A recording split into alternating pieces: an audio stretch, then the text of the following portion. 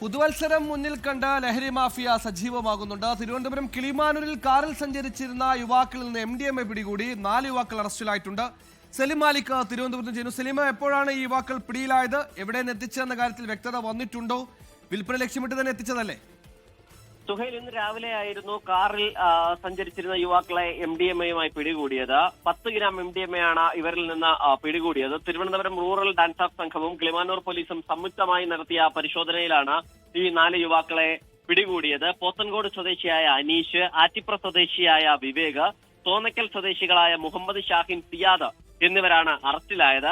ആലുവയിൽ നിന്ന് വാങ്ങി പോത്തൻകോട് മേഖലയിലേക്ക് വിതരണം നടത്താനാണ് ഇവർ ഈ MDMA എത്തിച്ചത്. പോത്തൻകോട് മേഖലയിലെ സ്കൂളുകളും കോളേജുകളും കേന്ദ്രീകരിച്ചുൾപ്പെടെ ഇവർ വിൽപ്പന നടത്തുകയും അത്തരത്തിലുള്ള ഇടപാടുകൾ നടത്തുകയും ചെയ്യുന്നു എന്ന സൂചനയും നിലവിൽ ഈ പോലീസിനുണ്ട്. അതിന്റെ കൂടി അടിസ്ഥാനത്തിൽ നടത്തിയ പരിശോധനയിലാണ് ഈ 4 പേരെ പിടികൂടിയത്. സുഹൈൽ, സലിം മാലിക്കാണ് വാർത്തയുടെ വിശദാംശങ്ങൾ നൽകിയത്. Say no to drugs. പുതുവത്സരത്തിൽ ലഹരി വേണ്ട, ഇനി അങ്ങോട്ടും ലഹരി വേണ്ട എന്ന് ദൃഢപ്രതിജ്ഞ എടുത്താൽ ഈ മാഫിയകൾക്കൊന്നും കേരളത്തിൽ പിടിച്ചു നിൽക്കാനാകില്ല.